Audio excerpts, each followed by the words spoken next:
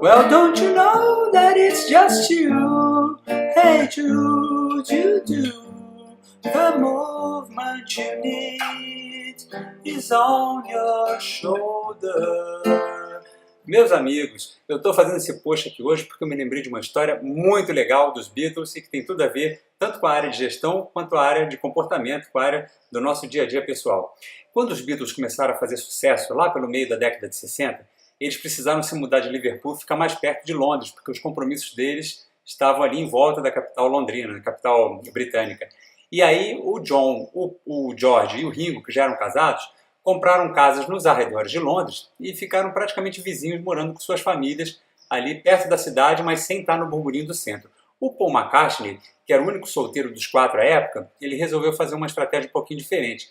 Ele preferiu ficar morando na casa da família da sua namorada, da Jane Asher, porque ele queria curtir as novidades que estavam acontecendo na Londres, né, na fervilhante Londres da década de 60. Então, quando ele tinha que fazer, mostrar alguma composição, fazer um trabalho conjunto com o John Lennon, ele pegava o carro dele em Londres e ia até o subúrbio, até a casa do Lennon, a mansão do Lennon, e ficavam lá passando a tarde inteira, batendo papo e tocando música um para o outro. E foi numa dessas vezes que ele foi pensando no carro e foi mostrar para o Lennon uma música que ele tinha acabado de compor, baseada numa situação que o John Lennon estava vivendo naquela época. Ele tinha acabado de se separar da sua primeira esposa, da Cynthia, e o Paul McCartney tinha ficado com muita pena do filho dele, do Julian, e do que ele podia estar sofrendo, né, com a separação dos pais. Então ele pensou numa música que ia se chamar, a princípio, Hey Julian, ou Hey Jules, né, que seria então o apelido do Julian, e que acabou virando a famosa Hey Jude, que todos nós conhecemos hoje. Bom, o que eu quero contar dessa história é porque quando ele chegou lá na casa do John, e a cachorrada que está gostando da história, quando ele chegou na casa do John e começou a tocar essa música para o Lennon, era ainda um rascunho, a música ainda não estava acabada.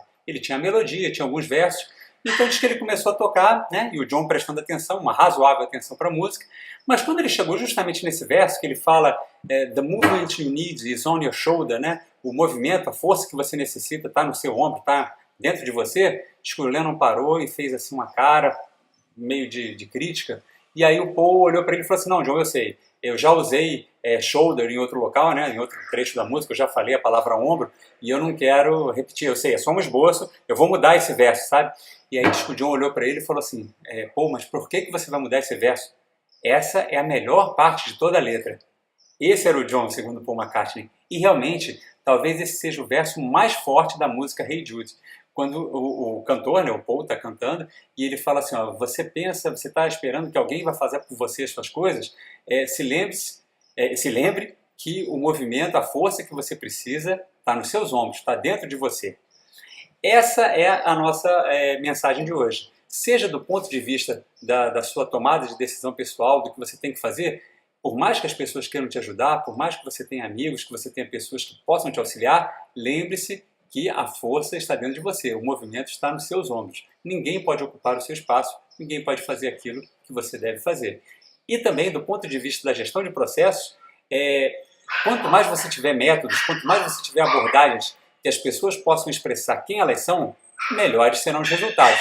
E em vez de você tentar fazer uma modelagem de processo genérica, que cada pessoa tente modelar a contribuição da outra, ou tente descobrir quem é a outra pessoa, representar a outra, fazer uma amostra da equipe na hora de modelar um processo, não faça isso. Prefira métodos e abordagens que deixem cada pessoa expressar quem elas são. Porque cada um de nós é um só e cada um de nós tem uma história belíssima para contar. Até a nossa próxima mensagem, até o nosso próximo encontro. Tchau!